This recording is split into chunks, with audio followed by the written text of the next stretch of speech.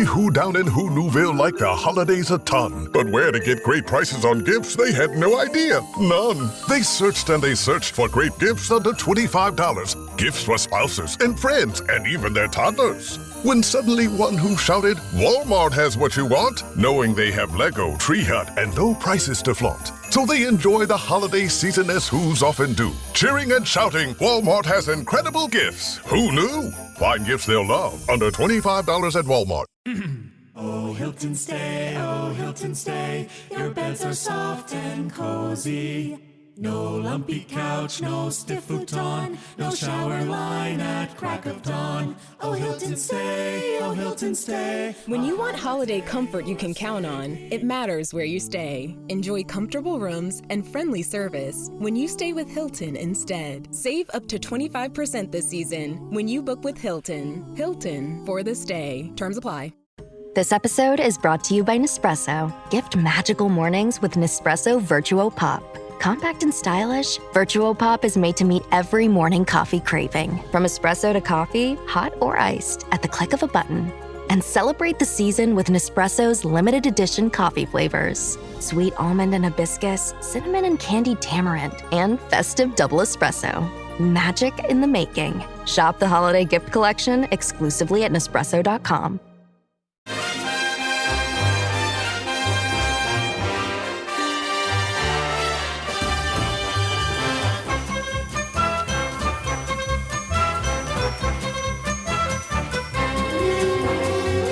Hello everyone, I'm Chris Wynn and welcome to How We're the Podcast. And with Christmas just around the corner, we thought we might talk about one of the many Sunderland AFC related options out there at the moment, because for those who like reading up on the history of our club, and you may or may not have seen an existing book on offer, and all good bookshops of course, but especially the Love Supreme shop and online.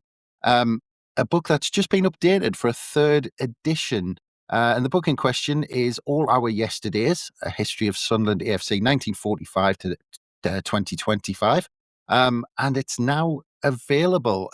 And luckily for us, to talk about it all, we're very pleased to have the company of the book's author, Kevin Sinclair. Welcome, Kevin. Hello. Hi, Chris. Yeah, thanks for joining us. How's it going? Oh, I'm okay. It's just this new technology. I've never done a podcast before, but we'll see how we get on. Yes. Reminds me when I was at work. The thing is, doing a Zoom call at work.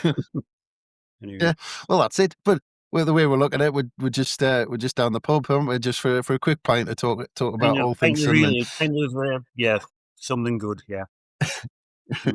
But we're saying, at the moment, we ask that question, but I suppose, apart from the weekend's result, of course, but yes, generally we couldn't be happier as Sunderland fans at the moment. I mean, you've been watching Sunderland a bit longer than me, but have you ever known it as good as it is at the moment? Peter Reid, the first couple of years of Peter Reid's era, but what I enjoyed more was the old days in the second division back in the 70s, after holding it up about a couple of promotions, Bob Stoker, then Ken Knighton took us up there. And I think when you're younger, it's more exciting, it's new, it's different. And the modern game, a lot of it now, I'm scratching my head thinking, oh Christ, get on with it. There's so many stoppages, time added on it. But I really enjoyed the football this season. It's been, and I thought our most important win was the victory against Wolves, because everybody said we're going to lose that game or draw. They were due a win. And it was one of those games where we didn't play very well, but we took out a result. And I thought that was a bigger result than Chelsea, funnily enough. Yeah. What it meant. Well, yeah. Well, that's it. I mean, it's interesting you say that about kind of the era that you kind of naturally gravitate towards. But and it's got a lot to do with age, hasn't it? That Sunderland were more successful in another era. But actually, your era always relates to the time when maybe you were a bit more free. You could go to the game, you could travel away, you could go over the country. Yes. I mean, you kind of go to an away game for love or money now, but I've actually got a ticket for the Tottenham game in January through one of those ticketing agencies. But to be honest, at one time, you could just rock up to an away game. I remember having a weekend in Scarborough in the early 80s, and just on the spur of the moment, my mate decided to go to watch Sunderland at Old Trafford. So we jumped on the train at Scarborough, changed at York, and then presto, within 3 hours, we were in Old Trafford. You kind of do that now. We've got to draw that day as well. So, Yeah. Well, I thought you were on your way to saying, "Oh, we thought we'd go and see Scarborough or something like that." Because no. I've seen Scarborough years ago at the old South Shields ground, Simonside Hall. Yes, those were the days. Well, I thought you were going back to the Neil Warnock days at Scarborough for a second. Then, so yes, they were. They did play us once, I think. In the I didn't go to that game. I think it was one of them competitions for third and fourth division clubs. I think might have played if them I once. remember right, was it the Freight Rover we played Yes, them in? we won the third division. The old third division. That was it. Yeah, that was it. That's right. Yeah. Well, anyway, we'll circle back to the modern day, but just I wanted to talk about the forward of your book, because reading it seemed like you had a similar childhood to so many Sunderland fans. Because talk of your dad starting to take you to games, and you talked about your first game being in 1966. So what was your memories of that? Well, one thing I remember, my dad we always went to the early season games because he wouldn't go on a Saturday afternoon because he liked his horse racing. And this was a midweek game. I think it was the first week of the season. He said, "Oh, the floodlights will be on shortly," and I didn't know what he meant by the word floodlight. And he pointed to these huge lights, and all the floodlights. And we won the game 2-0. But the game I remember was a year after that. It was a midweek match at the start of the season again against Fulham. Funny enough, Fulham, who played on Saturday. And it's the first time I remember watching Jim Baxter.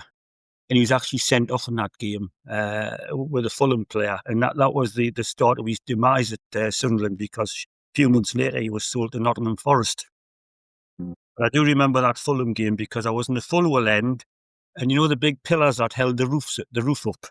I was perched on the bottom of one of them pillars, so I had a fantastic view of the game, head and shoulders above everybody else. Yeah. Well, I was just looking at that game. He got sent off with Terry Parmenter. That's right. Yes, that's right. With about 20 minutes to go. That's right. We won 3-0. And he was transferred, I think, in the following December. And that was the end of Baxter. But he just actually, the previous May, he'd appeared for Scotland in that famous game when they beat the World Cup winners 3-2, I think, and he played keepy up with the ball. Yeah, but it was a cameo from Baxter because we didn't see the best of him at Sunderland. He was obviously, Bacardi Baxter. That was his nickname by then, not Slim Jim. Yeah.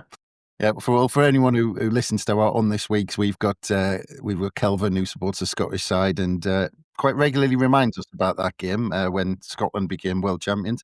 But actually, just quickly, I was looking at that Fulham side. George Cohen in there, Johnny Haynes, Alan Clark was in that team. So it was a good Fulham side. Would be 3-0, but yeah, I mean, actually, just thinking about that time, because you're talking about being on the pillars of the Fulwell end, but it must have been a great time to be kind of young and starting to go along to games, because obviously so soon after that World Cup win, was there an extra buzz in the air because England won the World Cup? Well, the World Cup, I mean, I've read a lot about it. I vaguely remember the final, but I do remember the semi-final, sitting in my parents' house watching us beat Portugal. But the World Cup wasn't as vast as what it is now, and there wasn't huge Sky coverage. And I think, and it was only 16 teams. And funnily enough, the actual quarter-final with Argentina didn't sell out. There was tickets available on the day. So, and the group games were quite a bit short. I think that one of the group games, Uruguay, there might have been 85,000 in Wembley. Football was different then. It was a little bit underground. Obviously, you had the post-war boom in the 40s and 50s, but I think the game was starting to, I wouldn't say hooliganism was starting to come in then, but the game wasn't as popular as it is now. It's absolutely unbelievable now, the popularity of football. But we were back in the first division, after our relegation in 58 and promoted in 64. And the club didn't quite hit the ground running. And we just struggled for a few years. And then we were relegated in 1970. But what I remember about that era was the great excitement of the FA Cup, and we played Leeds United 3 times in 1967. And I didn't get to the game at Roker Park. I mean, there was no way my dad would let me go to that game. There's 55,000 there. And we were very unlucky against Leeds. And that was my first big crushing disappointment. My son did lost with Leeds. And I remember watching Coronation Street on the Tuesday or Wednesday night. It was Monday or Wednesday, obviously. And I couldn't believe it. The score flashed up at the bottom of the screen on Coronation Street. It was just unreal. I think we'd equalised it and we lost 2-1, in the third game. So, yeah. Yeah, I imagine there'll be plenty of housewives miffed off that the scoreline flashed up in the middle of their episode. Coronations. It was surreal because you didn't get score updates then. There was no Metro radio or anything, or you very much had to wait till sometimes 5 o'clock for the teleprinter on BBC or the sports report on the radio, and it was you got all the results at once. It wasn't a case of games played on a Saturday afternoon, games played on a Saturday morning and a Monday night. It was just everything all at once, and you didn't have a clue really what was happening half the time. So sometimes you saw the teleprinter, and it was Sunderland won, and you prayed the next team would be nil. You had that second, and I try to do that now. I mean, if Sunderland are playing away from home, I don't actually follow the game, believe it or not. I tend to put the results on at 5 o'clock. Unless it's a really important game. I just wish in a way would go back to the old days. It was different. Hard to in with younger generation who've got score updates and they've got Sky, they've got multi-channels and God knows what. Well, that's it. You just need to stick that episode of The Likely Lads on where they're trying to avoid the result and show them what it was really. And the game was washed out, wasn't it? I think the game was washed out. Yes, brilliant. I might do that with my lad, see what he thinks of it. But actually, just you mentioned going to that game in '66. One thing that's always fascinated me is when I see pictures of how Roker Park used to be, with the huge Roker end that just seems so big. You can hardly believe it compared to the Roker end that I grew up with. I mean, can you describe what going to Roker Park was like in those days? Because the other thing you mentioned, the roof on the full end would have been brand new when you went. Yeah, well, I think that roof was constructed in the '64 Clough season. And the clock stand, just before my time, the clock stand was all standing. That's how there was 63,000 there for a cup match in 1964 against Everton. But when I started going, the clock stand was seats. They put seats in. The top of the clock stand was seats to put those in for the World Cup. As I say, the full end was roofed over, and it was a very noisy end. But what I remember was the Manchester City game in '73. Unfortunately, I was in the clock stand paddock with my father, and I used to go in the Roker end. And if it was raining, I'd go in the Fulwell end. Well, I mean, I was quite tall for my age, but when you're 14-year-old and you're in the clock stand paddock was probably the worst place to be, although I got a good sight of Vic Hallam's first goal because I was more or less on the 18-yard line, but I didn't see much of the play, and I was just wishing I was behind the goal because if you're behind the goal, you're looking square on.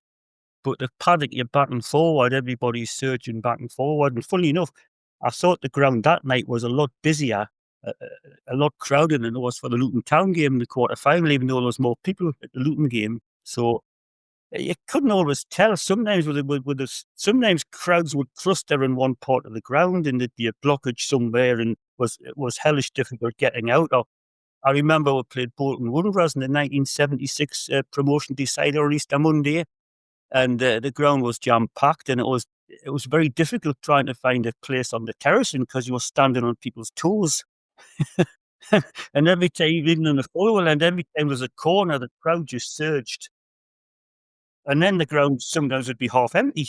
There'd be games when there'd be hardly anybody there, and it was miserable, it was raining, and you don't get that now. It's the same every game. There's not the distinction between, what it was like then. And I think it was a lot more interesting then, and there was the game finished 90 minutes. There was no time added on. It was injury time, and you didn't know when the referee was going to blow the whistle. So Completely different. Yeah. Well, I mentioned Kelvin earlier on, and he's told us about having having someone around you relieving themselves on the terrace Oh, and stuff like. yeah. Well, when you think the toilets were so primitive, in fact, in 1982, I think, we signed a deal with a French company to wear their strips. That's when we had the pyjama tops, the two narrow Yeah, yeah, red stripes. And I think the money we got from that sponsorship we used to refurbish the toilets in the ground, but they're still fairly basic. I mean, when you look back, I mean, I don't know how the females managed, but I wouldn't like to think of it. There you go. there was a 5 mile hike for me in the full end, but just going back to again when you first started going. So who were your heroes growing up, and when you Well, first I started mean, going? it was Jim Baxter, obviously. But when you're 7 and 8 year old, you don't really watch the game as such. It can't. But it was always about Jim Baxter. And I remember one of my dad's neighbours, Eddie McIntyre, took me to South Shields to watch Sunderland reserves, and Charlie Hurley was playing for Sunderland reserves. And that's my first memory of Charlie Hurley. He was actually playing for the reserves because at the time, Sunderland had Ian McCall had signed George Cannell, who was Baxter's Mm. second cousin. And Charlie Hurley was either injured or out of favour. And also playing that day was Martin Harvey. So you had Harvey and Hurley playing in a North Regional League game at South Shields, and that's how football was then. Wouldn't happen now. Yeah. Yeah. Well, I'd say that. I remember I remember going to watch the reserves in the early '90s at Roker Park. Sometimes we'd play Man United and Liverpool, and there was some of their stars. I remember watching Brian Robson in a reserve game Oh, at Roker Park. yeah. Yeah. And I It was remember there was an FA Youth Cup game when we got to the semi-final, and I think Manchester United were fielding 16 or 17-year-old Norman Whitehurst. Mm. That was a semi-final of an FA Youth Cup game, and they beat us over the two legs. And Paul Lemon, I think, was playing for us. He played a lot of games for us. Yeah, But yeah. He was. I mean, it was a completely different type of football. I mean, Colin Todd was only 18 when he came into the Sunderland team, and over a 3-year period, he played more games than anybody else. It Yeah, wouldn't happen yeah, now. I mean, obviously, when we were on League One, a lot of young players were brought into the team, and people like Dan Neil and Callum, the guy who got on loan from Manchester City, he played a lot of games, but that was unusual for this era. But Colin Todd was actually playing at the age of 18. He was a regular in the Sunderland team, as was Bobby Kerr when he came in until he broke his leg in that cup match against Leeds. yeah, The yeah, times have yeah. changed. That's it. Well, let's move on to the book. Like I said, All Our Yesterday is a history of Sunderland AFC, 1945 to 2025. I mean, Mhm.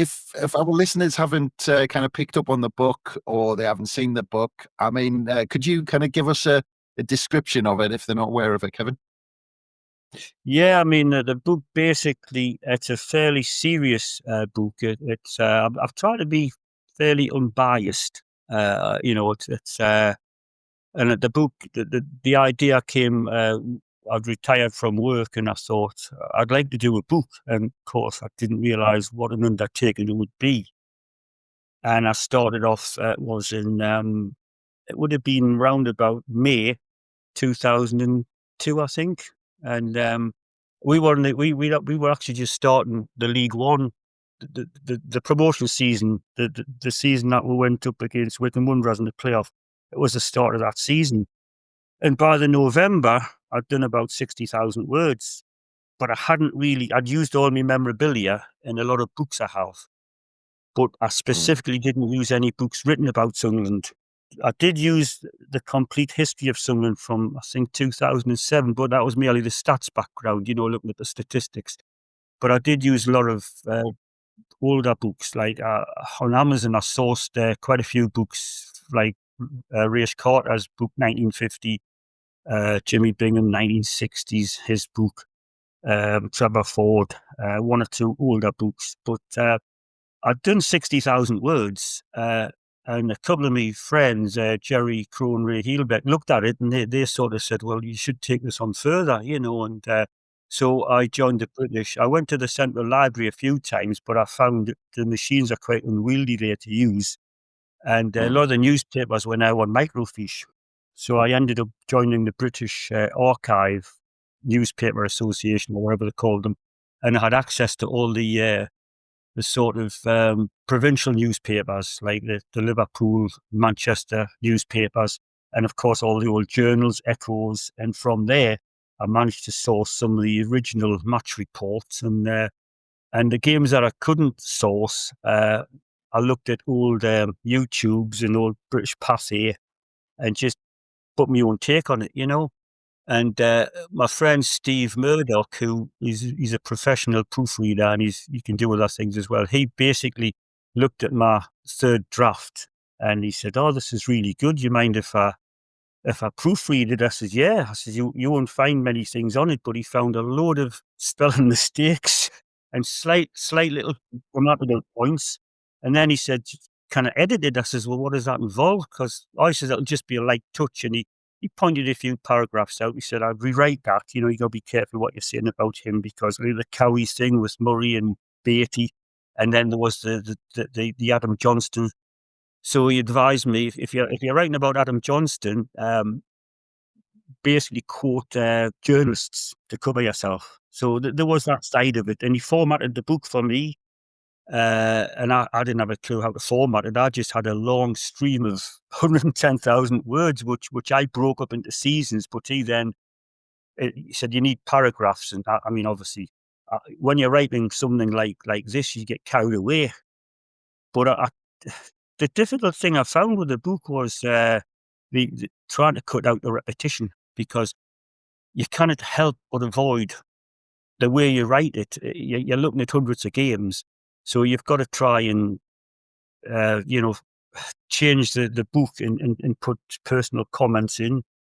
But I was lucky in the sense that I found things by accident as well. I mean, I remember going into the library at Newcastle Central Library, and I found a fantastic interview with Bill Ditchburn, Ted Ditchburn, who was the Sunderland chairman at the time. This was in the early 50s. And I picked up a few comments from him. And then the neighbours next door gave me the 1964 Sunderland promotion souvenir booklet. So I got a good comment there from the then chairman, it was Sid Collins. So you find things. And what I also did, on eBay, you can buy a lot of old programs. And I found the Sunderland Moscow Dynamo program from 1955. And there's actually a page in there which describes how the Sunderland, how Ditchburn wanted wanted Dynamo to come to Sunderland in 1945, but they had a tour in Rockburn and Glasgow Rangers, and they made a separate journey up to Glasgow to try to persuade Dynamo to come to Sunderland, but they didn't have time in their schedule. So you do find little things you can put in, and it builds up and there's little things I found which, well, you read certain things and you find out that it's not as you thought it was. So number of things, for example, things that get handed down over the years, but then when you read the newspaper reports, you think, well, it's not how I thought it, or not how I'd read it before. But I was careful. I mean, you do write things and everything overlaps, because people have written the history before. I phoned Rob Mason after I'd done the first edition, and Rob was on the phone for quite a long time. And what he said to me was, don't rely on your memory and don't beat yourself up about mistakes. And I'm thinking I should have phoned Rob earlier. But anyway, the second and third editions, I've corrected one or two things that I read it again and I think, oh, well, that wasn't quite the case. And then I check things out. But, I think it's 99.9% there. You'll never get perfection. And I mean, I'd love people to find a mistake and point it out to me. I'd only be too pleased, because that means they've read the book. But my friend Ray actually looked at the last chapter I'd done. I read a chapter on, which was an echo of 73. And because I was at Wembley in the semi-final, and all that particular time, I basically put my spin on it. And he said, you made a mistake. And I thought, well, I hope it's not a grammatical error. And it wasn't. It was actually Jack Clark. He actually played for us in that. promotion season, right at the start of the season, he played 2 games. And I'd forgotten he played at the home. I think we played Sheffield Wednesday, the first home game of the season. I think we might have beaten them 4 or 5-0.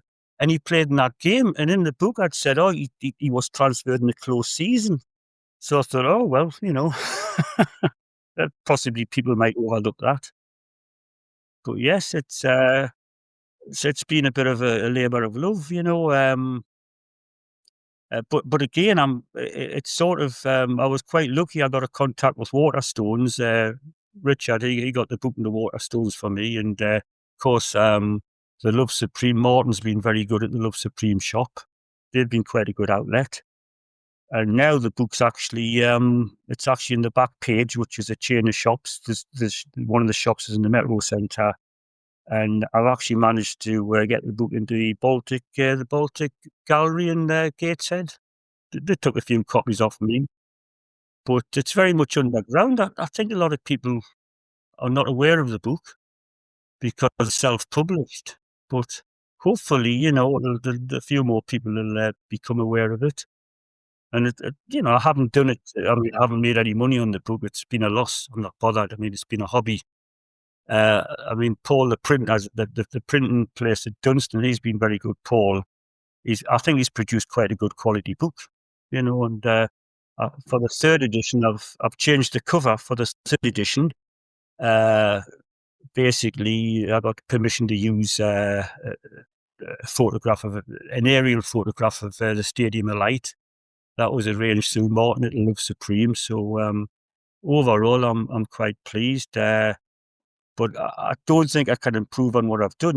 This is a 3rd edition. And when the book came out, it was at the same time Bob Murray's book was out. Well, my book was at the printer. And my friend said to me in the pub, he says, what do you think Bob Murray's chapter about Peter Reid seasons? I said, it'll be Seventh Heaven. I said, well, that's the same as my chapter. So I changed my chapter to Twin Peaks. And it's funny because I read something in the programme. Rob Mason was doing a summary of the 1963-64 season, I think, in the programme last season or the season before. And he'd written something as an introduction to one of these, and it was exactly the same as what I'd written about something to do with. And I thought, well, yeah, everything overlaps, But I was careful not to use anything from Rob Mason or... There's a guy just brought a 2nd book out, A Fistful of Doldrums. He had the book out, Alan Durbin. And when I did my 1st edition, I read his book and I thought, I hope there's nothing crosses over, but obviously inevitably things do. But I had 1 or 2 things in that I'd based that he hadn't put in, but it must have been difficult for him covering just 2 seasons. Because I had I could go from 1945 and then you bring in a lot of other things like how the game's changed, and I go off at a tangent slightly. But what I've tried to do was emphasise how important the FA Cup was. Yeah, it was massive. It was massive. And it started to lose its magic in the 80s, I think, but then so did football. Premier League obviously brought the football back, but I think the FA Cup, it's never going to retain its importance again. But I'm going to try to summarise the 1950s. I think Sunderland obviously signed a lot of, now they'd be called marquee signings, Shackleton, Ford, people like that, and it didn't work out for them. But they nearly won the league, and they were FA Cup semi-finalists 2 years in a row. So, but they should have done better in the 50s. I think they were probably the best team in the country not to have won anything. If you think Blackpool won the cup, Bolton Wanderers won the cup, just about every team would won an honour apart from us. Obviously, that lot up the road won the cup 3 times, and we should have played them at Wembley in 1955. They were drawn against 3rd Division York City, and it took a replay to get rid of them, and the replay was at Roker Park. We lost to Manchester City, and the match shouldn't have been played at Villa Park. It was an absolute quagmire. And then I think it was 1951, we got knocked out in the quarter-final replay, and if we'd have won that game, we'd have played Newcastle in the semi-final. So, it's buts and maybes, and I think in the way of Sunderland. Yeah, well, that's it. Well, look, before we get into your book a bit more, I think that's a good chance for us to take a quick break. Yeah. So we'll be after these ads. This episode is brought to you by Amazon Prime. Black Friday game day on Prime is an epic day of live sports. It all starts at 9 a.m. Eastern with the Capital One Skins game. Then, Black Friday football returns when the Bears take on the Eagles at 3 p.m. And it culminates with the final night of Emirates NBA Cup group play with Bucks Knicks at 7 p.m. and Mavs Lakers at 10 p.m. Black Friday game day, only on Prime. This episode is presented by State Farm. Having insurance isn't the same as having State Farm. It's like needing the protection of an offensive guard on the football field, but getting an elementary school crossing guard. Sure, they're both guards, but you can only trust one to keep your quarterback safe when the game is on the line. So don't settle for just any insurance when there's State Farm. Like a good neighbor, State Farm is there. No one should have to choose between their own safety and their pets. But nearly half of domestic abuse survivors delay leaving because they can't bring their pets with them. Purina is helping to create more pet-friendly domestic violence shelters through the Purple Leash Project, so survivors and their pets can escape and heal together. Visit Purina.com/purple to learn more. Welcome back to How We're the podcast. And so, Kevin, we're just getting into your book, but actually I wanted to ask you about, because obviously the decision to start at 1945, because you can argue, like you can argue you've missed the most successful period of the history of our club out. Yeah, the team of all the talents. I'll tell you why I started at 45. I mean, it was only a few months ago I had a look at Rob Mason's book, and he went into fine detail about the early part of Sunderland. And I couldn't have done that level of research. It wouldn't have really interested me. I vaguely know that we won the league 3 years out of 4, team of all the talents, and we missed out on the double in 1913. I've mentioned that in my sort of introduction. But the reason I started that in 1945 is because most of that period I was following Sunderland. And then I heard so many stories about the 1950s from my father and his friends, about Len Shackleton, and Newcastle fans as well. They still idolise Len Shackleton.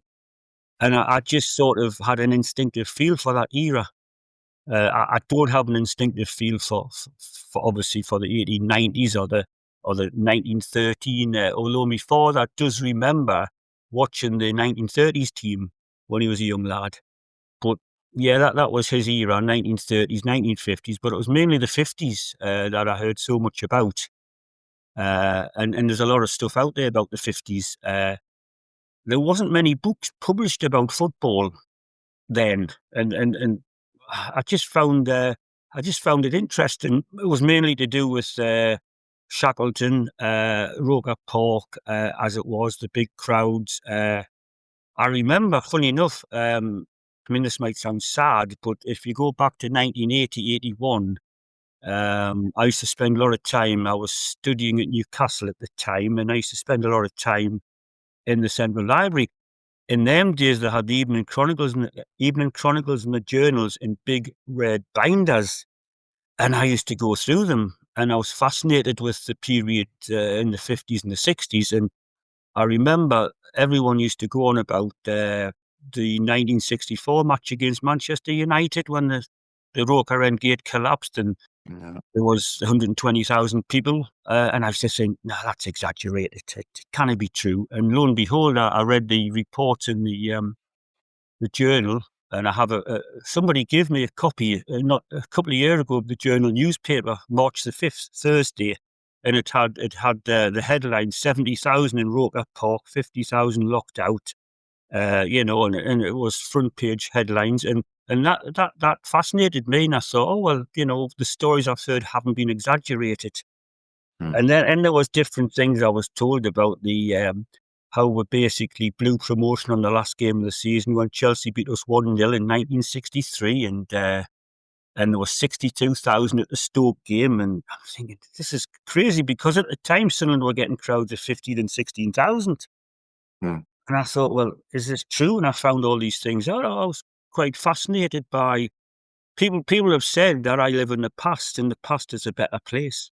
And on the back of the book, I've actually got I read a book. I saw the film, and I read a book by L.P. Hartley, The Go-Between. And that book came out, I think it was written in the 1950s. And there's a famous line in that book, and it's, the past is a foreign country. The past is a foreign country. They do things differently there.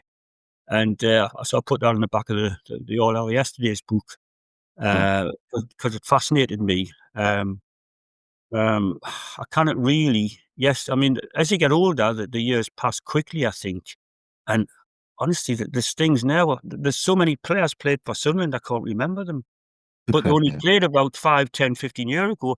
Where if you think of the team in 1964, it was basically the same team every week. And when around the mid-70s, we had the same team every week, just about. And it's hard to keep track now of, I mean, when we had Mick McCarthy as manager, it was desperate, that those couple of years in League One Championship, even though we won the league, it wasn't a great team. Some of the players that have turned out for us have just completely, I mean, I'd even forgotten that Andy Cole had played for us. Obviously, Dwayne York, but Andy Cole. Yeah. Well, I was going to say, to be fair, there's a few we want to forget played for us in there, but just again. I mean, the two had a problem, but I didn't realise at the time. But he was another one. Yeah. But just kind of looking through the book, I get the feeling that you did try to make it a little different from some of the other historical books because, like you've said, you've gone through the archives. You provide us like details of like rumors that were in the press, little incidents in games that people might not be aware of or even forgotten over the years. Yeah. Well, interestingly enough, it was handed down from a lot of people, and I've since read on different, platforms that in the 60s when Ian McCall joined Sunderland, he was a Catholic, obviously. He was a Protestant. He was a Protestant, and he played for Rangers, and there was a bias towards Protestant players. But Jim Baxter, who McCall signed, his one of his best friends in football was Billy McNeil, the Celtic captain. And I don't really think there was that. And that was a rumour going around that McCall only played, and he signed Ralph Brand from Glasgow Rangers, who was at the end of his career. Well, sorry, it was Manchester City, but he played, Ralph Brand and Baxter had played with McCall at Glasgow Rangers. Obviously, McCall was a veteran then. So when I looked into it, that wasn't quite the case. But it did appear as though McCall had an agenda. But so that was something that that I looked into. Another thing I looked at, which I've always thought that derby games tend to go to the form team, and people say anybody can win a derby, but I looked at all the Sunderland Newcastle derby results since just after the war, and it turns out that most of the games had gone to form. I mean, it's not a case of any team can win any game, but a derby game, and the reason is because a team that's normally the better team subconsciously relax when they're playing a team near the bottom of the league. But if it's a derby game, they don't. They play up to their form.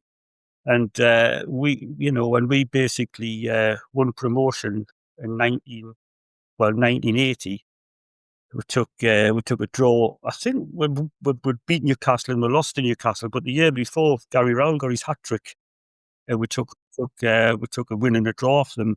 And if you look at the 6 in a row, yes, Newcastle were relegated. I think one of those seasons. Perhaps two of those seasons. So that went to form as well. Now the derby game coming up now, I've got a feeling it'll be a draw. I'd take a draw actually, but look at the Liverpool-Everton derby. Liverpool used to always win that game. Tottenham-Arsenal, it was always Arsenal that won that game. And look what happened last night. The hammered Tottenham 4-1. Had it been any other team, it might have just been a little bit, complacent. And the thing with doing a book, what I found difficult was putting everything into context, because you can't just mention a player. You've got to mention where he came from. And if you mention an attendance, you think, well, that means nothing to modern day people. You could say there was an excellent attendance of 40,000. Well, that's not a good attendance in this day and age, but it might have been really good then. So that's what I found difficult, trying to put things into and the managers, trying to give a little description of the managers. I mean, Di Canio, I basically managed to get a hold of his an autobiography he had done in 1999, and he made a reference to Mussolini in there, which I found quite interesting. So I put that into the book. Obviously, there was a lot of controversy at the time because our sort of was it Miliband who was our president? He resigned, didn't he? Understandably so at the time, I thought, but he resigned. He couldn't be seen to be, But I got Di Canio's take on Mussolini, and Mussolini was a guy who, well, Di Canio rated Mussolini as a guy he'd like to have met in a different life, but he was totally different to Mussolini. He was, and yet everybody had him tagged as a dictator. But yeah, I mean, I drew little pen pictures of the managers as best as I could. I have a vision of Advocaat standing on the touchline, the Derby game, when I think it was that Easter Monday, when Defoe scored that goal from 30 yards. And I just thought he looks a man. I couldn't see him from where I was, but I saw a photograph of him afterwards, after the game, and he looked like a man after his time. He was wearing a long like coat and a woolly scarf, and so I tried to describe Martin O'Neill. He was totally different again. So was Poyet, and just little things I picked up on. And I had a lot of I read a lot of stuff about Alan Brown, who was our manager and relegated us twice, and how highly he was thought of. And I was surprised because my dad and all his friends used to be very critical of Alan Brown. But when you look at the sort of the managers now who played under him, and the people who think highly of him in the game, or who thought highly of him in the game then, it was quite remarkable. I mean, I remember I kept an article. Sunday Express in 1982 had an interview with Malcolm Allison, and it's a strange. I kept the actual article and I used it in the book. Malcolm Allison said something along the lines of, everybody thinks Laurie McMenemy is a giant of the game, but he's nothing compared with Alan Brown. And yet, ironically, it was Laurie McMenemy who managed us and obviously relegated us, and reasons why he relegated us. The formula he used at Southampton didn't work at Sunderland, because he did rely on older players at Sunderland, but they weren't as good as the Alan Balls and the McShannons he had at Southampton. And I basically managed to find Laurie McMenemy brought a book out in 1979, and it was called The Diary of a Season. And he kept a diary, and I got the inside story from him when he turned the Sunderland job down in 1979. That was shortly after Brian Clough had turned us down. And Sunderland chairman at the time, Keith Collins, Sid Collins' son, and he was desperate to get McMenemy from Southampton. And at the time, McMenemy was at the peak of his career, and he offered to helicopter him back to Roker Park. And McMenemy said he was seriously swayed, but the Southampton chairman gave him an 8-year contract to keep him, and couldn't refuse that. And he said, and so was Bobby Robson, was nearly joined us in 1981 after Knighton was sacked. And what I found was that I found a comment from Robson in the Evening Chronicle, because at the time Paul Hetherington wrote for the Chronicle, and his father Len had been a great journalist in the 60s. And Paul Hetherington said that Robson was sorely tempted by the Sunderland job. He'd knocked back Manchester United without a second thought. He said, but I really fancied the Sunderland job, but Ipswich had just won the UEFA Cup, and there was rumours that he would be moving on to the England job, and he did move on to the England job shortly afterwards. So basically, I got that from the Chronicle, but the McMenemy thing, I basically picked that up from his book from 1979, and then there was other little things I read before that. I remember going to Sunderland when they played Stoke City in November 1978 when we'd approached Alan Durb and we'd approached Brian Clough. That was just after Adamson and Merrington had left. And everybody thought Cloughy was on his way to Sunderland. And even the newspaper placard said Clough talking to Sunderland. On that same morning, Nottingham Forest were playing Everton at the City Ground. And I think that one of the Evening Chronicle reporters was dispatched to Nottingham. And before Cloughy left for the game, he intercepted him outside the house. And Cloughy didn't refuse. He left everything hanging in the air, and everybody thought he was on his way to. And that's covered in that book, with Fistful of Doldrums. And the point I make about you write something and somebody else has written the same thing, and I happened to mention in that book that the Stoke City team, who included Doyle, they included 3 very experienced players. One of them was Mick Doyle, former Manchester City. One of them was Howard Kendall, former Everton. I said, I named the 3 players, and so did he. He had exactly the same report in his book. Mike Gordon, is it? So, it's all been done before, but I try to make it a little bit interesting and not dry. I mean, I got a few comments from Ken Knighton and Cowie from the match day programmes at that time. There was it all came to a head, I think. Funny enough, I didn't put this in the book, but it all came to a head at Christmas when Knighton wanted to take the players away before an important game, presumably the Boxing Day match against West Bromwich Albion. And Cowie wouldn't pay for the hotel. So Knighton paid for the hotel, but the hotel gave him a discounted rate. It was only £10 or something. And he paid out of his own pocket, but he gave the impression he'd paid a lot of money out for this hotel. And when Cowie found out, he wasn't happy. It made Cowie look a very bad person. But I don't know what went on. You can't. When you're writing a book, you've got to be careful because you don't know the full story. But I remember years ago, I used to go to Tuxedo Junction in the town. It was a nightclub. And I mean, Paul Heselton wasn't there one night, and I don't know how it happened. I got chatting to him, and he said, "We've signed Frank Worthington." I said, "What? We've signed Frank Worthington?" And the following morning, it was in all the papers. It wouldn't happen now.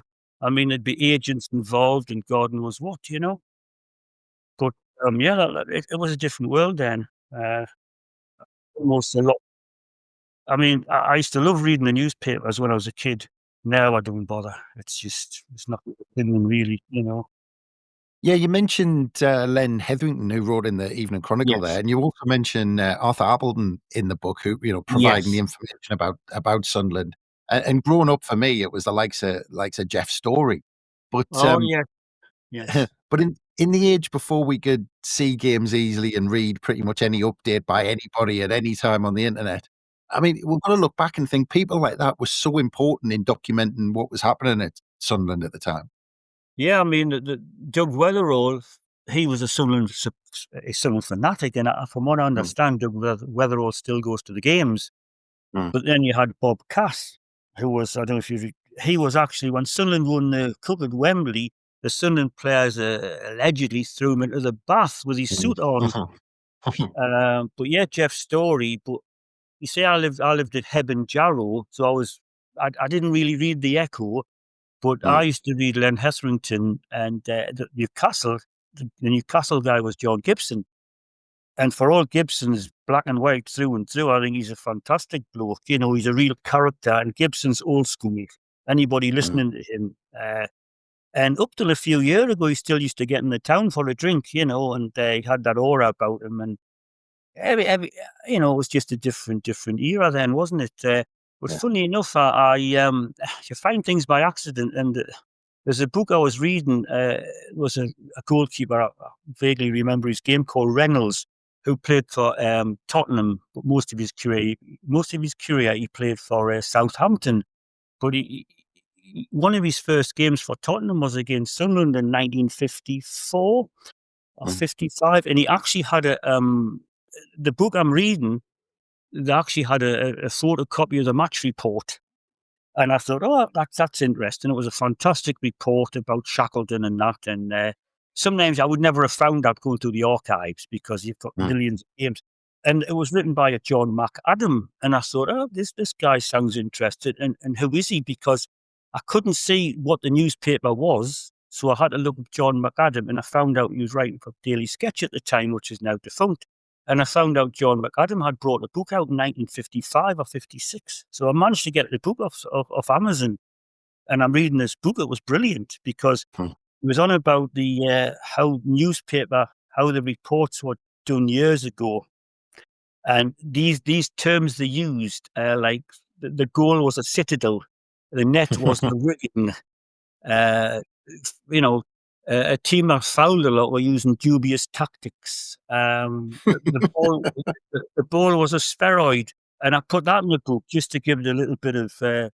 But some of the reports of the games, I mean, when Charlie Hurley made his debut for Sunderland, obviously it's well known that we lost 7-0, didn't we? We lost 6-0 in the next game. And I think my dad remembers telling me at the time they used to say post Hurley for Christmas, even though it was only November or October. And but there was a guy I found the match reports of those games in the journal, and the guy who wrote the match reports was a guy I think called Neville Holtham. And if you read those reports now, they're very, very critical of Hurley. He's really took them apart in a way you wouldn't now. And he was very harsh on him. But the kid was only, it was his first game, And I remember reading Sunderland lost an important game in 1950 on... it was a week after Easter. Manchester City beat them at Roker Park, and Jack Stelling missed a twice-taken penalty. And that season, we lost the league by a point. Actually, it was 2 points if you count goal average. But that particular game, he mentioned Len Shackleton. He said Len Shackleton was very poor, and there was a guy who came into the team to replace somebody, and he said he was a plodder. Now, that particular day, there was an international game played at Hampden Park. Scotland played England, and there was no fixtures cancelled or games then. And we lost our best player, our captain, Willie Watson, had to go up to Hampden Park, but he didn't even play for England. He was only a travelling reserve. And we lost Willie Watson, and that may well have cost us that game. And we lost the league. Manchester City beat us. The previous game, Middlesbrough had beaten us, but even after Middlesbrough had beaten us, we were still top of the table on goal average for Manchester United. And even after losing against Manchester City, but we lost the league. And I've read every report I've read since then about that game has said that City were already relegated, but they weren't. They beat Sunderland, and actually they had a game in hand on the team above them, and they'd won 3 out of 4. And then there's another game I was told that when Trevor Ford made his debut against, I think it was Sheffield Wednesday, he scored a hat-trick. Trevor Ford, 1950, and one of his shots basically dislodged a goal, just dislodged one of the posts. But it wasn't. What happened, he collided with the goalkeeper, and both of them ended up crashing against the post, so... Right.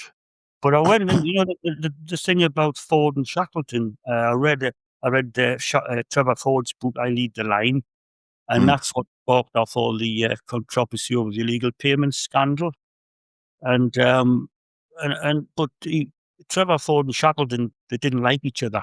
I mean, they couldn't put their differences aside on the pitch. After a while, they couldn't play together. And I went through the games, and apparently there was a spell when Shackleton played one game and then Ford played another game. And Shackleton then came back into the team, and then Ford, was dropped. And there was a subtext that the players were suffering from niggling injuries, but they just Bill Murray didn't want to play them together.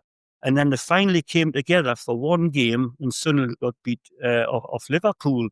And I read the article in the Liverpool Post of that game, and very scathing of Sunderland, But it was the fault. A couple of days after that, Ford was actually transferred, and Sunderland transferred him to Cardiff City, got the money back. But they made a lot of signings in that era that didn't work out. It was just basically a checkbook. But I feel the same thing happened with Alice Short as well. We signed a lot of players and it didn't quite work out. Yeah. Well, just on with the checkbooks, because like I said, you went through the newspaper archives to get all of this detail, like the Charlie Hurley criticism, which is, but there's another one where you mentioned Alan Brown wasn't able to get the 30 grand it would have taken to get Kevin Keegan from Scunthorpe. Well, I'd read that somewhere I'd read that in the Sunday People, because Len Shackleton used to write in the Sunday People, I think. And I read that, and at the time it was just Sunderland have had a bid turned down for Keegan, and I didn't really know who Keegan. It sticks in my mind that. But I'm sure that is the case. I had read it, but I don't know if you were aware of that. But Alan, the strange thing about that, we didn't have any money to spend, and all of a sudden he goes out and buys Dave Watson for 100,000, who played for third division. He played in the third division for Rotherham, and as a striker. Yeah, that's right. Yeah, that's an astonishing amount of money to pay for a third division player. Then, I mean, the record transfer fee was only double that, but of course, a few months after that, we sold Colin Todd to Derby, and Derby paid what was then a record fee for a defender, 170,000. Yeah. I was going to ask about all of this information. I mean, do you think a lot of the information is lost forever? You're talking about what you've looked back at and what people wrote about or decided to write about or were able to write about because they had relationships with managers, with players. Yeah. Do you think if they didn't write it, a lot of that, there's probably so much information out there that's just lost forever? Yeah, I mean, there's a lot of books out there, but will the same books be written now to the same level, the same degree? And of course, then it was just an English game, wasn't it? It was a British game. And the foreign players now, they will be writing stuff. The foreign managers that come and go. And I think everything on the internet now, it's sort of, it hasn't got the permanence as what perhaps stuff had years ago. I must have hundreds of football books, and most of them I can read them in my sleep. They're not worth reading, really. I mean, you've got someone like Rob Mason who goes into minute detail, and just think if Rob Mason wasn't at the club, who would take over the mantle? Because a lot of the stuff he researches is stuff that's very dry, and a lot of the stuff he researches is for. He told me that somebody might ring him up, and I had a sort of an ancestor who played for Sunderland back in the 1920s. Can you check him out? And he said, you'll find that he might have played a couple of youth team games, and he says, I've went through everything, and which is part of his job, obviously, but Andy edited the programme, and it was the best programme in the country, wasn't it? But, you often wonder who's going to fill his shoes when he goes. And that every club has people like that who, but it's a different. Education's different now, isn't it? Everything's changed. I mean, at one time I used to get football magazines when I was a kid, and if there was a photograph of a Sunderland player in the magazine, a little black and white photograph, you're thrilled. But now you can get everything's on the internet. These lavish publications. It's just changed completely. Yeah.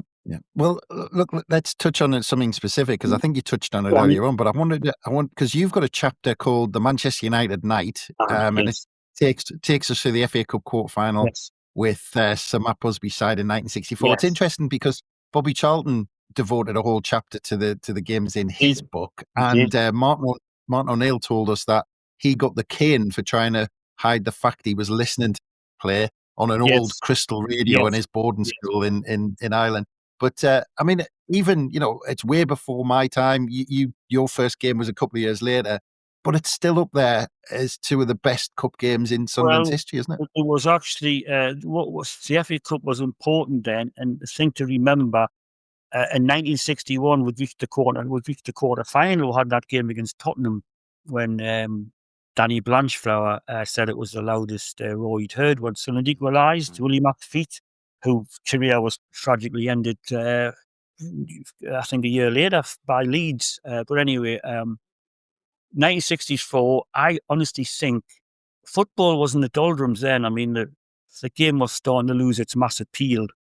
And but Sunderland were on the up, and they'd had 6 years in the second division, and they'd never won promotion before because that was the first time they went up. 64, having only been relegated for the first time in 58, and they'd played Everton in the fifth. Everton in the fifth round were basically, I think Everton might have been reigning league champions, and we beat them in the fifth round 3-1, and were 3-0 up after half an hour.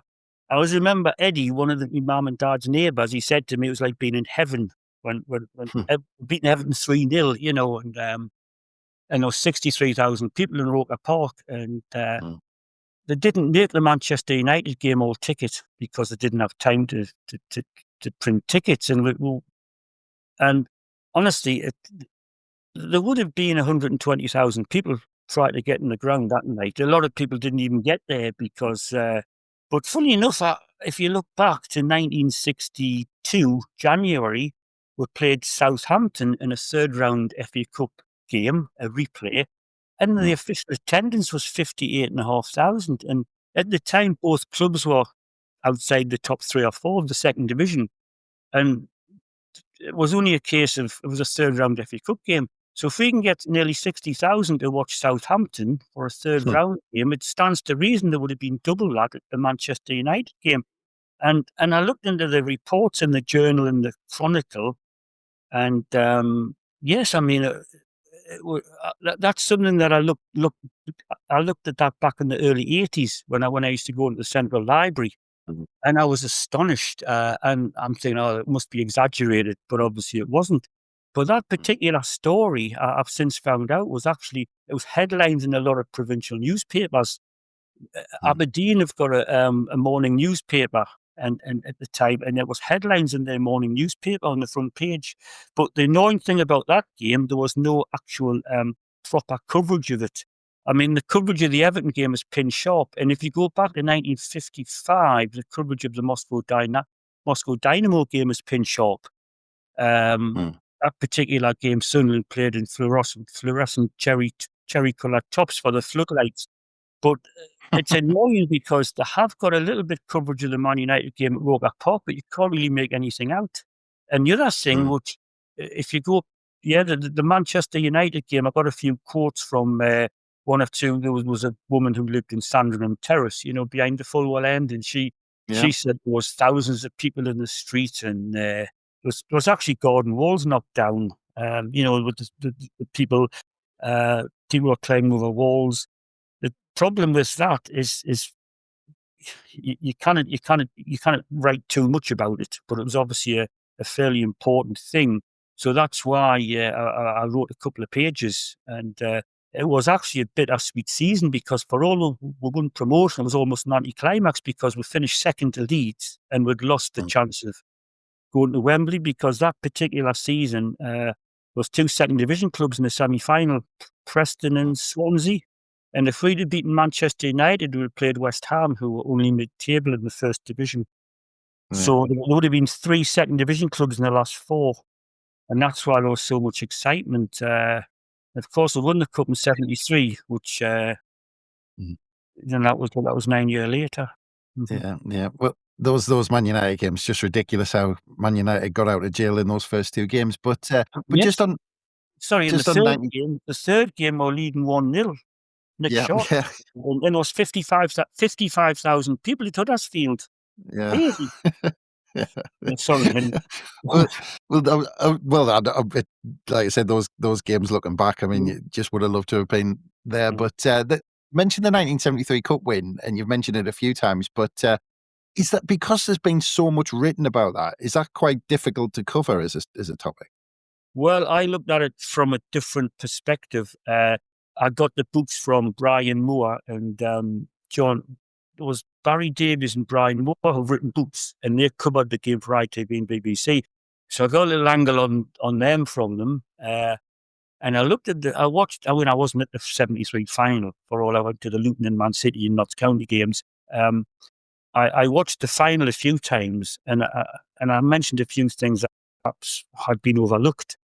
For example, I remember from watching the game when I was doing the book, I think it was Ian Porterfield was upended by Billy Bremner, and Ian Porterfield got up and condescendingly ruffled his hair, and there was something else. There was Vic Hallam basically clashed with David Harvey, knocked them over the line. Now Sunderland were not going to lie down against Leeds, and right at the beginning, if you remember the game, he should have been sent off. I think it was it Richie Pitt clattered Alan Clark, and it was a tremendously bad foul. Clarkey was hurt because players didn't roll about in them days for nothing.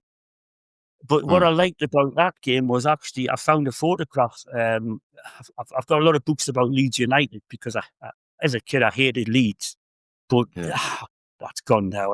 They're just another team. But I had this book. I've got this book, The History of Leeds United, and there's a photograph of Billy Bremner standing with Don Revie after the game.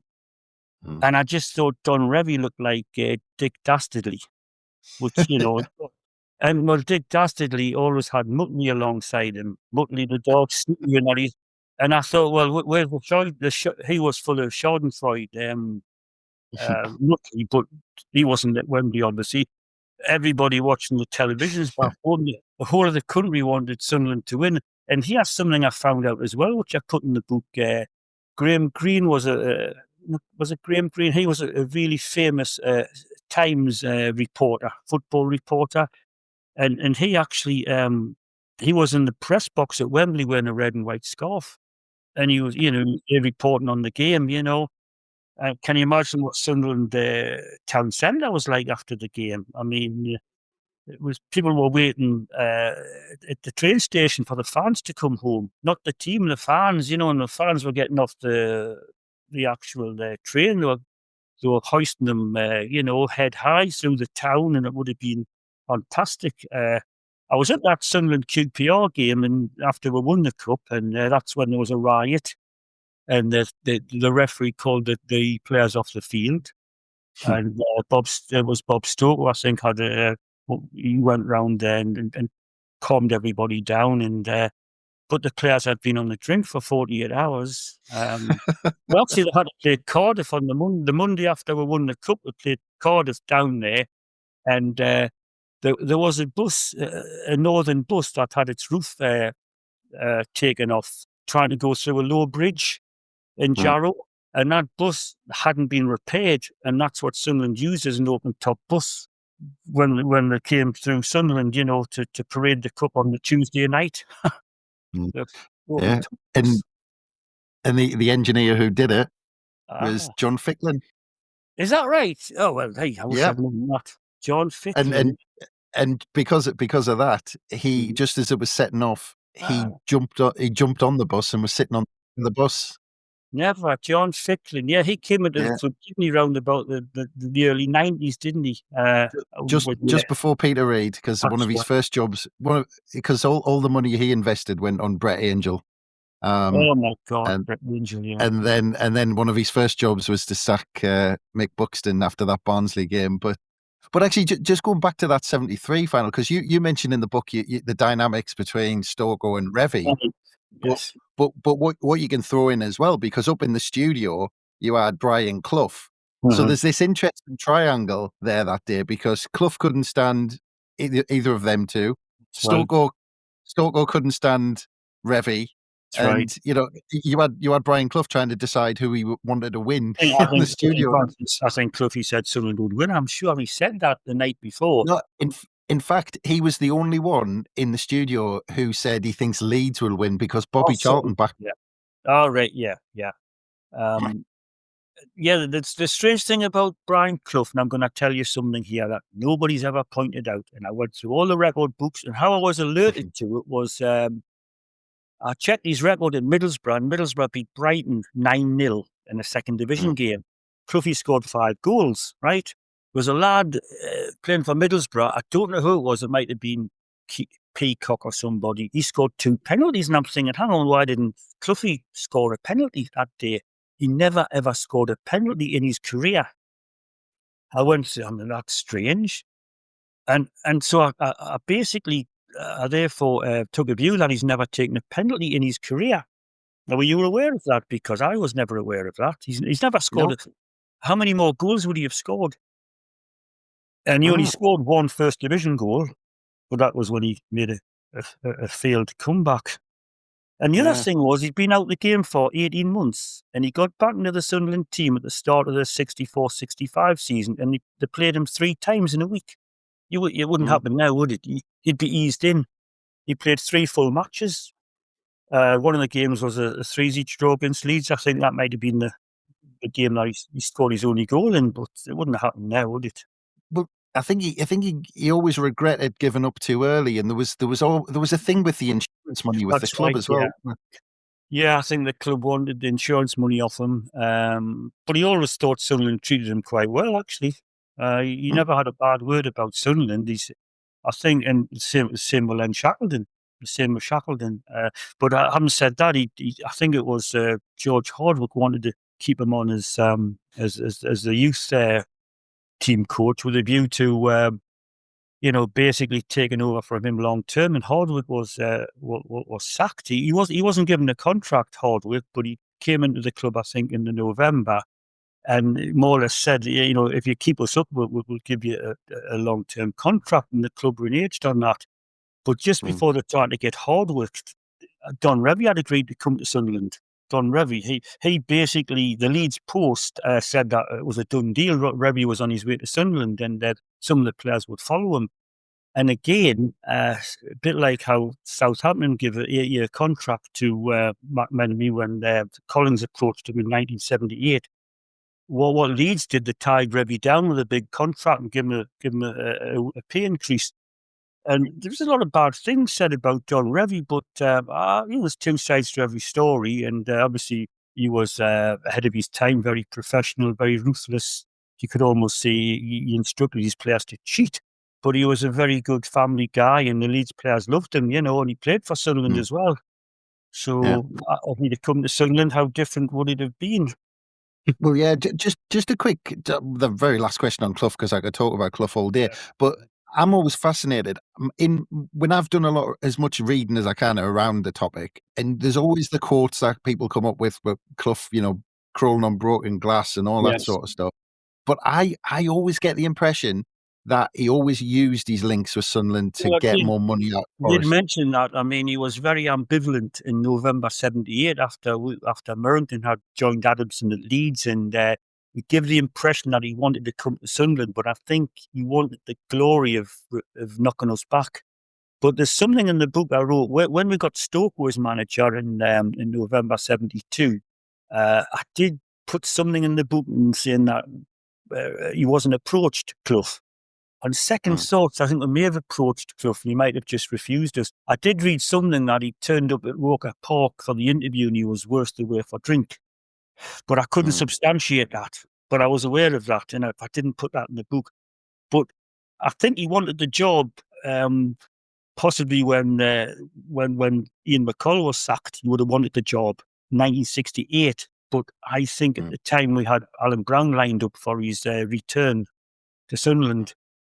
But yeah, Cloughy, I've seen some brilliant stuff on the internet with Cloughy. Brilliant. The best ever interview he gave was when he was talking to Brian Moore, and he said, you won't put this on your programme, Brian, you just won't, but I'm going to tell you, he said, there's 2 men, have you heard the one? There's 2 men on this earth who I think the world would be a better place without them. One's Rupert Murdoch, and the other one is Maxwell. He's a crook.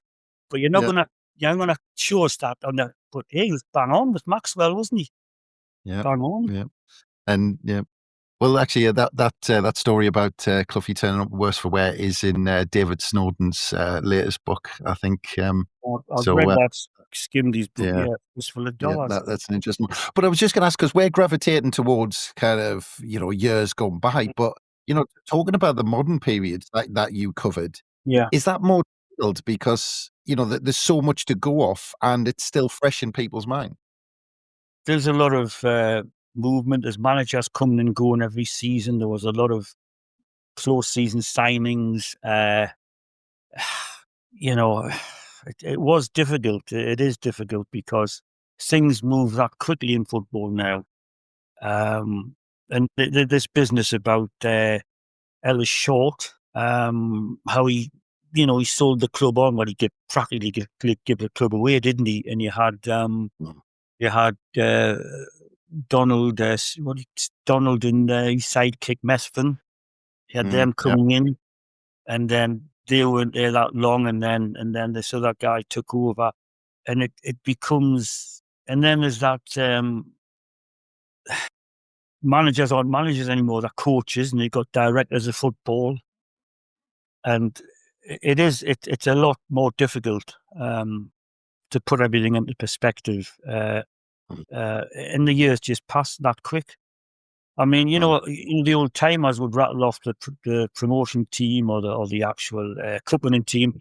I can't imagine people rattling off the teams in years to come like that. Like they did then.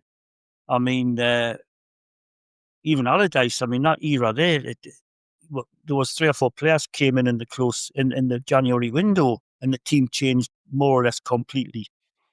And it's just hard to keep up with everything. There's been that many things changing over the last few years. Uh, Ellis Short, I must have spent days going through the balance sheets because I really didn't know. There's a lot of financial analysis of Sunderland. There's one guy who's brilliant, but I didn't want to take anything he'd written as gospel.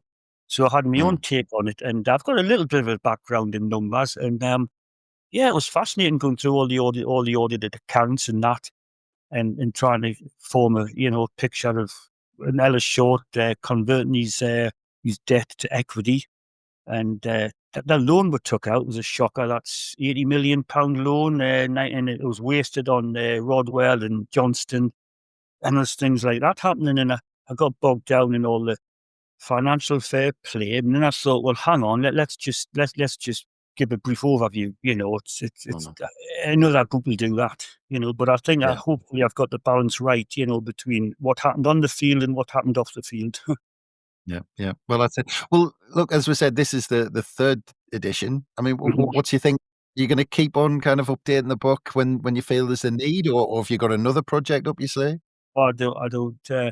There's a couple of Newcastle. Couple of guys I know who are big Newcastle fans, and they've read me book, and they say you should do a book on Newcastle, but I can't. I just can't. I mean, I think the book's it's more or less finished. I can't really do anything more on it. I mean, there's little things I could put in, but I mean, the 1st edition is basically the 3rd edition is as the 1st edition was, but I've added a few little side stories in. Just to make it a little bit more interesting, but there's only an extra 3,000 or 4,000 words from the 1st edition to the 3rd if you take out the final chapter. So I think the 1st edition was 103,000 words, and the 3rd edition is 110,000. I mean, it is what it is now, and I think you can overthink something, and I'm quite happy with it. And what I'm thrilled at is there's the people who've read it have thought it was really good. But I just think it might go over some people's heads, the way I've written it. It's not your normal football book. But I've enjoyed. I mean, some of the lads say, well, there's words in there. I had to look in the dictionary, But I didn't do that just to be clever. I had to vary the book. I didn't want to be. I mean, I used to love reading Hugh McIlvanney in The Observer, and then Brian Glanville. I've got all of his books, and I love their way of writing. But you cannot imitate them. You can learn from them. But then if you go off on a tangent too much, people won't read it.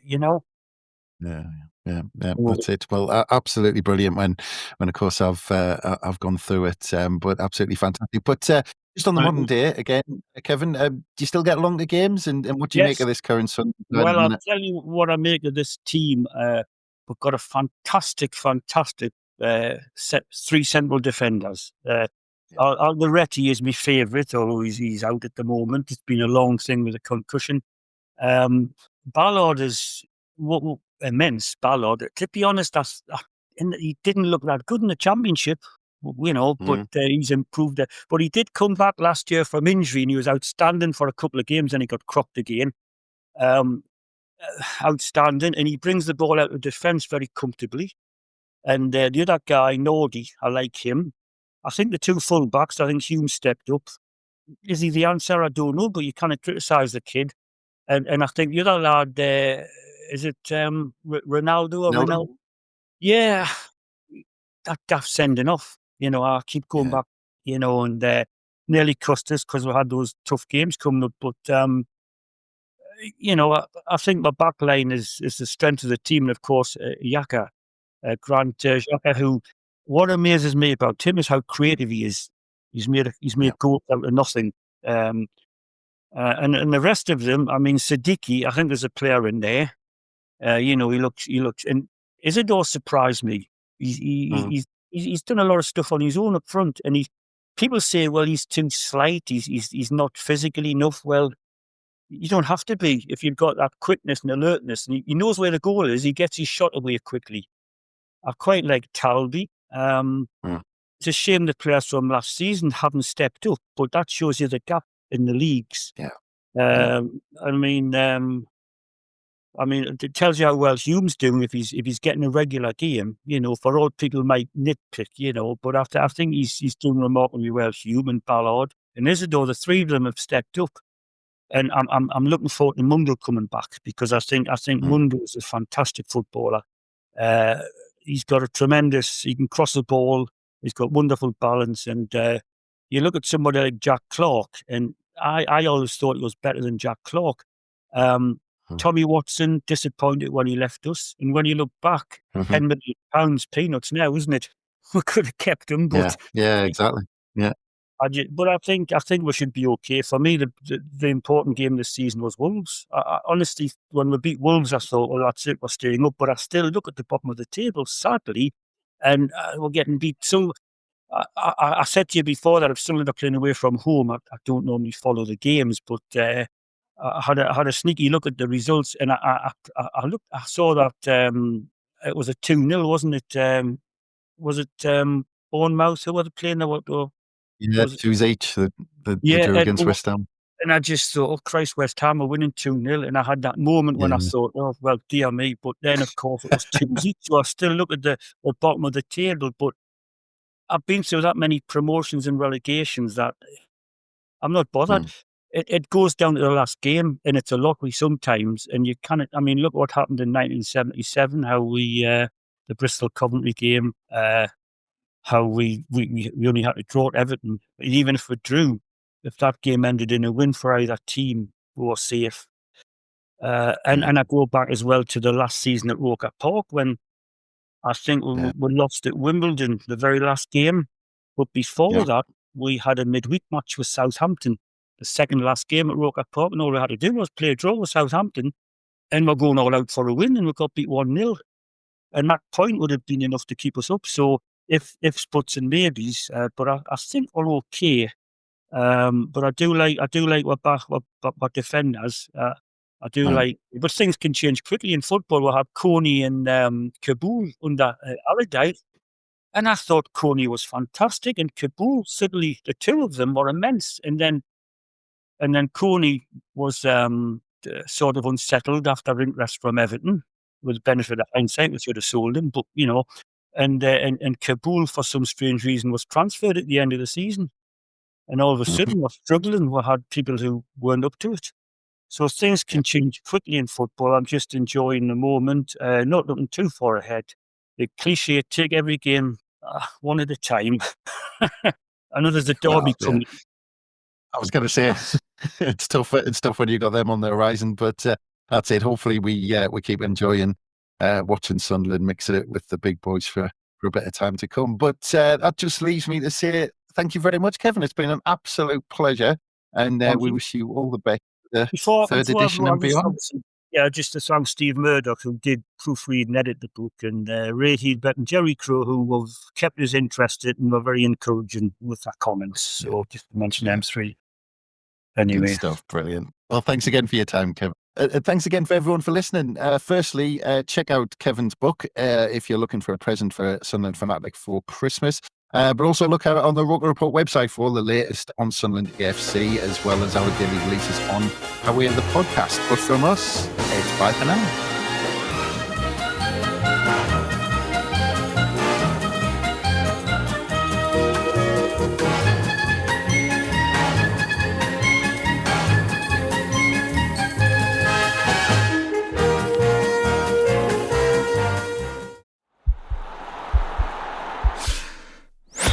This podcast is part of the Sports Social Podcast Network.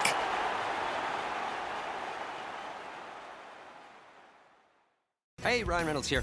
Wishing you a very happy half-off holiday, because right now Mint Mobile is offering you the gift of 50% off unlimited. To be clear, that's half price, not half the service. And Mint is still premium unlimited wireless for a great price. So that means a half day. Yeah? Give it a try at mintmobile.com/switch. Upfront payment of $45 for 3-month plan, equivalent to $15 per month required. New customer offer for first 3 months only. Speeds slow after 35 gigabytes if network's busy. Taxes and fees extra. See mintmobile.com.